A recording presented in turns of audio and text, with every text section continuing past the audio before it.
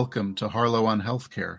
I'm David Harlow, and I invite you to join me by my virtual hearth as I sit down with healthcare leaders to discuss building the future of healthcare.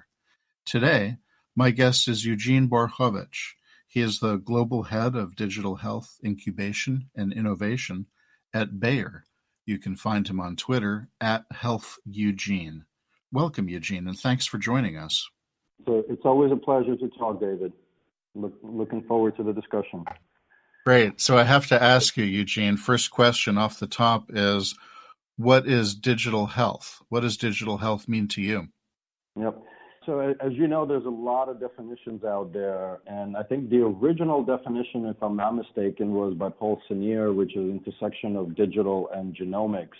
As we've been sort of exploring the space, and we as a community, if I rewind back, it was all around Health 2.0 that kind of tacked on the Web 2.0, where the patients and consumers, healthcare consumers, engaged online.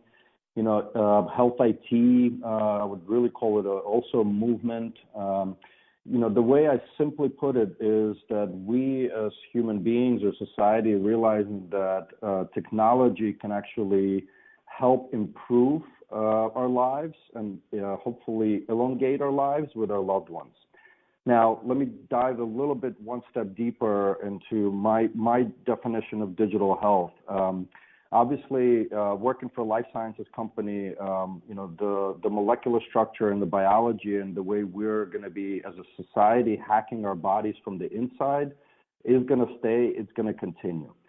Now, part of that revolution is, CRISPR, a lot of, RNA, gene therapies, et cetera. And this is part of the reason why I say that will continue. The next level is all of the great work that the health IT community has been doing in understanding and aggregating and connecting the silos of data in a clinical setting to date. And this actually brings me to digital health, which is, in my terms, is how we're leveraging data today that our bodies are generating 24/7 to ultimately make an impact on our behaviors, right? So it is around cognitive behavior modification. It is around digital therapeutics. It is around, to a certain extent, self-care and preventative care. And ultimately, my hope and goal is that digital health will actually bring the masses to understand the proactive nature of taking care of our bodies. Well, that would be terrific. We've collectively done a terrible job of taking care of ourselves, and perhaps this is the kick in the pants that we need. You mentioned digital therapeutics, and that sort of brings the question full circle into the context of your work as part of a life sciences company.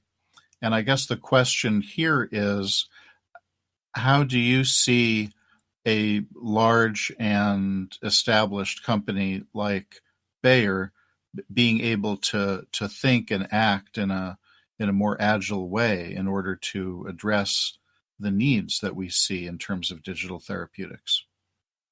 Yep. Yeah, and maybe I'll just back up, and I'll certainly talk about the digital therapeutics. I think as far as large organizations, and I've been through a couple of them, and just from my own background, it's been large organization, but then also my own startup. So it's continuing my passion for entrepreneurism, but as well as intrapreneurism. And I would almost say that being an intrapreneur, if such definition actually exists, is probably even more challenging and difficult. There is a little bit of a misnomer. I think people talk about large organizations and transformations, and I've been given a little bit of a presentation the last few months around let's keep things very simple. A large corporation, or if you define a corporation, is executing on an existing and known business model. When it comes to digital therapeutics or any other novel treatments, especially when it comes to leveraging data, this is a transformation and evolutionary. The question becomes, is it the corporations that will drive that change, or is it the entrepreneurs and startups, right? And my personal opinion is the latter, but how do you actually incorporate, this level of passion, enthusiasm, and by the way, the evidence around it into convincing large organizations to actually take this on, right? So that's a little bit of an overall overarching picture of a large organization like Bayer, and executing on an existing business model which has been in a life sciences industry focused on small molecules, right? Now going forward, and this is where the other premise, and this is a good friend of mine, I'm not sure if you know him, but Milland, and he's at Sanofi now. He actually sort of resonated with me when he posted this question: do things better or do better things? And the way I look at it and where my team is kind of focused is, how do we help the core business do things better? And this is along the value chain of an existing and known business model, but also how do we as a company do better things? That's an excellent way to encapsulate it. I like that. I like that very much. You need to both do things better and do better things. In the digital health arm of this equation, how do you measure success? So just there's always a background and a little bit of the story. So I think part of this movement, at least within Bayer, started in 2013, where we literally launched grants, and it was literally for apps. And that team evolved into kind of an early stage accelerator. Then last year, we introduced another program within that called Dealmaker, which is more focused on later stage commercial deals with the startups. This year, in 2018, in January, we launched another program with our consumer business called G4A Generator, which is also focused on later stage commercial. And that's exactly how we're tackling, or I've been kind of talking about hacking the corporate culture. It's a 100,000 person company. And if we wanted everybody to innovate and try things, I don't think the ship would keep running, right? So, and this is the typical innovator dilemma, right? We actually don't want everybody. And really pushing the envelope on all the edges at all the departments. So we got to be careful, because at the end of the day, there are lives on the other side, right? And so I am still preaching, even in this unknown territory of digital, that evidence does still matter.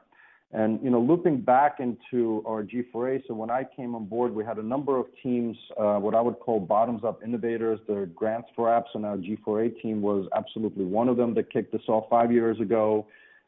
We had Dirk Schapeler on my team that started Life Science iHub on the West Coast, looking at how to fail fast, fail often, looking at new technologies.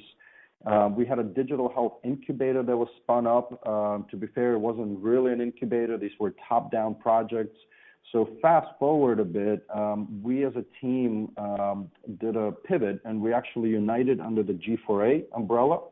And we're now set up in 3 pillars to answer your question. So how do we navigating the large organization?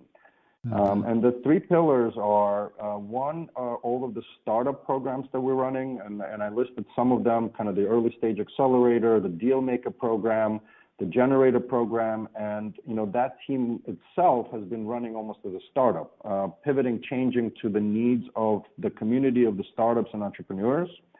The second portion of the team, or the second pillar, is the intelligence team, and I think, David, you've been in the space for quite a while. There's a lot of noise. I would venture to say there's about 25 to 30,000 companies out there that are claiming to be digital health, and of course, evidence is key. And this is part of the reason why we as a team, but also our partnerships that we're striking, is to make sense out of it. Again, how do we help the core business do things better along the value chain? And with the hypothesis that for every challenge that we as a company or as an industry have, there's an entrepreneur in the world somewhere actually solving it. And then on the other side, part of what intelligence pillar is also providing is, how do we as Bayer do better things for the healthcare consumers and the patients out there? What areas do we look at? And then the third final pillar is something completely new, something very different for Bayer, and in some cases other large organizations, but we're calling it G4A Ventures, which the idea is to go from literally an idea or a field of opportunity to what I would simply call one penny of revenue, while putting really the healthcare consumer at the center of it with a human-centered design. We're just getting that off the ground, actually planning to do that this summer. But I think the team is super excited to actually enter a startup world within a large organization. That is exciting, and it takes a certain mindset. It sounds like you've been able to bridge these two universes pretty well in order to make this a reality. It's always an ongoing, right? The way I like to describe it, and this is no different whether you're in a large organization or you have your own startup. There'll be fans and champions that will not only kind of hooray you along, but will actually help and join the team and try to make everything possible. And there will always be naysayers, right? There's people that I think, as Rasu just gave his talk the other day, people love to innovate but hate change, right? And it takes certain personalities and certain characters to actually push that change. Yes, it does. Do you see differences in what it is that we call innovation and change in different markets around the world where your company has a presence? So to be fair, I haven't traveled in all of the countries that Bayer operates in. I think we operate, if I'm not mistaken, in over 100 countries for sure. We'll give you a little more time then.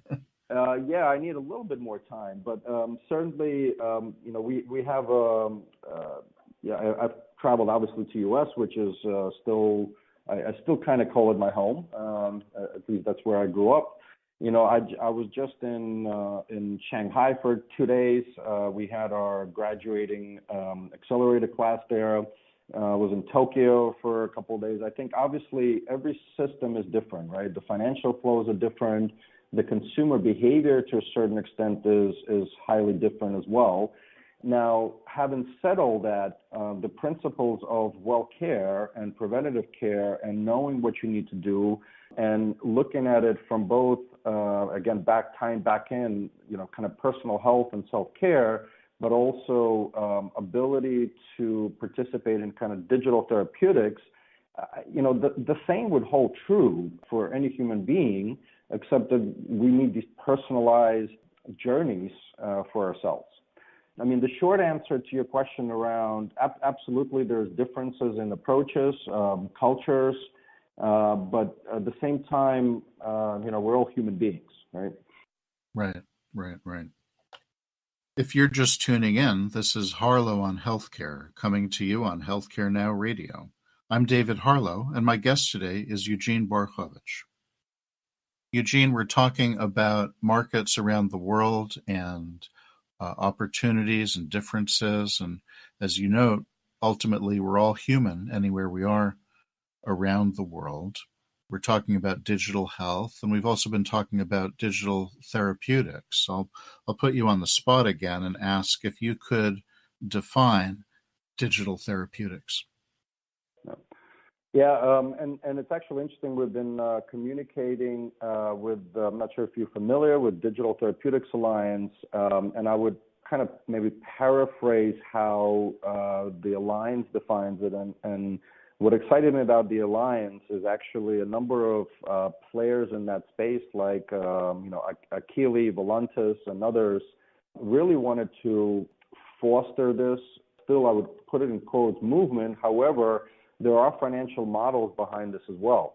So in short and paraphrased, it is a new generation of kind of innovative healthcare solutions. The key here is that it's clinically validated, right? And it could, in some cases, even replace current medical practices and treatments. So that's probably as short as I can define it. And if you guys have been following it, I mean, Omada is getting now reimbursed right around the diabetes, et cetera. I personally love the Akili story, right, around kind of gaming and treating, younger generation for ADHD. And while they're not there on the reimbursement, to my knowledge yet, they're gathering enough evidence to show that it could potentially actually replace existing medical practices. From my perspective, from a regulatory perspective, when we say digital therapeutics, I think something that's been approved by a federal regulatory agency. Do you see that as a necessary element of the picture before you start calling something a digital therapeutic? I absolutely do. And I think the key is that it's clinically validated. And certainly, I think part of DTX vision and the Alliance is actually working closely with the governments on this. And I would actually maybe suggest, David, as a side note, even talk to Megan Coder, who leads that initiative up. I think it's important to have the evidence-based element of all of this. There's been, as you note, we're looking at a universe of 25,000 or so companies that are in this space or say they're in this space, and the question is how to separate the wheat from the chaff. Yeah, no, absolutely. And I think those are just the companies, and probably not to mention how many mobile apps there are, and what is real, what are the signals, what is not real, and brings really no value to us as patients and consumers. I'm actually all for working much closer with the governments and regulatory bodies to get this evidence clinically validated and approved. So in your experience thus far at Bayer, are there some companies, are there some applications, are there some innovations that you have seen that you are incubating or promoting or facilitating that are starting to make a difference? What are some bright points, or what are some areas of inquiry that you see as worthwhile? Yep. And as I mentioned, as far as our ventures, we're just getting cracking, where the focus really has been, and I would say if I rewind back, specifically around our startup programs, maybe a couple of things that we've, our graduates or alumni, if you will, and I'll go through just a few of them. So, for example, one, and this, to me, a lot of this goes back into how do we help the core business do things better. So as an example, we have a Hungarian company called Turbine that are actually applying artificial intelligence and coming up with compound therapies for oncology, right? And we've done a number of pilots with them. It seems to be moving along quite nicely. Of course, the other aspect is through the clinical trials recruitment. So there's a company called Viometa that not only has showed traction within Bayer, but within other life science companies as well. And we're actually very, very open as a company, or as at least from the G4A perspective, during our demo days or et cetera, we actually do try to connect these companies to other players in the field because we want them to grow. And the way we look at it, not only for our sake, but for the whole industry, right?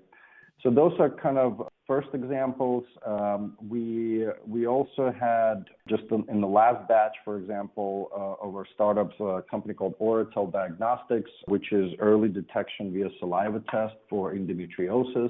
That seems to be pretty interesting. Again, in the last batch, we had a Korean company called Skylabs for AF detection via a ring. They need to obviously validate a lot of the data. So as you can see, we're looking at it, how do we help the core business do things better, but also how do we improve? And granted, some of those, like Oratel, needs to go through validation and a lot more testing, just to name a few. And I'd be happy to share with you and the audience if you have a website to the list of our alumni and graduates. Excellent. Yes, I will share it with the group. Do you have any particular clinical areas that you're focusing on? You mentioned oncology as one specific, and some of the others are more general. You mentioned something in the cardiac arena as well. Yep. Are there other particular areas that you're looking at? If you look at, I'm a big believer that, and I always give this advice to a lot of the startups. I get pitched all the time, as you can imagine. And I can probably count it on, 10 different hands, how many times I've got pitched diabetes solutions. So I think the key to all of this and really working with the rest of the organization at Bayer, there's a lot of incubation/innovation teams that are stuck somewhere in the bunker, skunk works, doing their thing. I think it's important to keep the levers, on one side, again, connected to that core business and understanding the challenges of today. And so, again, if I look at Bayer, we're very strong in cardiovascular diseases, oncology, women's health, and those are certainly our focus areas. The question becomes how we as a team, sure, we can match with the best entrepreneurs in the world along the value chain, and those are the examples that I've given you earlier. But again, how do we as a company do better things within those swim lanes, maybe pushing the swim lanes a little bit further out? So, we're getting ready actually for our next accelerator, but this is exactly where we're working with our business colleagues to really understand, again, the challenges and how far can we really push those swim lanes, right? Can we spread our arms a little bit wider to bring our, patients and healthcare consumers novel treatments, including looking at digital therapeutics? So you're starting within the core competencies of the company and pushing out in all directions, it sounds like. Yeah, we have to pick, I wouldn't necessarily call it all directions. There's obviously we need to stay focused. The team is not that large. Of course, the large Bayer is 100,000 employees, but I very much put on my startup hat, and this is actually a key of how we as a team keep focused. And just to give you an example, last year, for example, we had for our Dealmaker and Accelerator 30 plus challenges. This year, we're going to go much more focused, much more defined to look at, again, whether it's for cardiovascular, women's health, what are the specific challenges within our core business, and how do we actually extend that and push that forward, just beyond solving the core business challenges within the same swim lanes again, right? Right. And then what's the model for somebody who successfully goes through your process? Does that become an investment? Does that become a partner? What's the outcome for a successful participant? Yeah, so today we basically have two types of programs. So one is the early stage accelerator where we do invest. It's a standard $50K. And from there, we don't have today a digital health fund. And from there, we go into commercial relationships. And then the second set of programs, which is the European-based Dealmaker and the US-based Generator, is again focused on commercial deals, and we are looking for more mature startups. And so at the end of it, and just to give you an example, last year we had 30 plus challenges. We had over 800 applications for the Dealmaker program. We as a team with our business stakeholders selected 40 startups to come to Berlin for one day. And we literally had a number of rooms with our business stakeholders, legal, procurement, technology organization, and with my team kind of melding a lot of this together. And we are now out of the 40, I believe 12 letters of intent. So the goal for us as a team also, and our key metric for us is how do we speed up that marriage between the startups and a large organization, right? So the team last year worked very hard to get even a framework for a letter of intent on the table so we can actually sign those letters of intent the day off. So cutting through a lot of the BS of a large organization. Of course, not everyone gets to that final day, but for those that do, it alleviates things quite a lot. Sure. And the letter of intent is for what exactly? So depending on the challenge, the letter of intent literally says, this is the project that we're going to embark on. It's a letter of intent, which then moves into the final contract negotiation. But At least the letter of intent is a legal document. And again, it depended on the challenge and the scope of that challenge. Right. Got it. So, Eugene, let me ask you finally, if you were to wake up tomorrow and find yourself 5 years in the future, what is one thing in healthcare that you would hope or expect to find has changed drastically?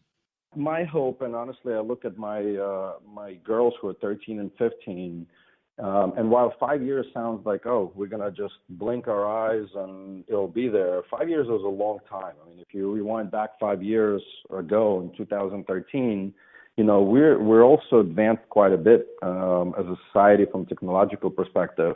What I would love to see when I wake up tomorrow, aka in 5 years from now, is that the 7 and change billion people do understand their bodies, mind, and soul, and how things that go into the body affect their health and longevity. That would be my not just moonshot, but a hope that we're on our way to really understanding what drives our bodies and makes them healthy. That's a terrific hope, and I would add to that a hope that we would act on that knowledge and understanding intelligently. Absolutely. Eugene, this has been great. Thank you for joining me. Pleasure. You have been listening to Harlow on Healthcare. Join us at healthcarenowradio.com. Let's continue the conversation on building the future of healthcare together at #HarlowOnHC. I'm David Harlow, keeping the fire going and holding a seat open for you. Until next time.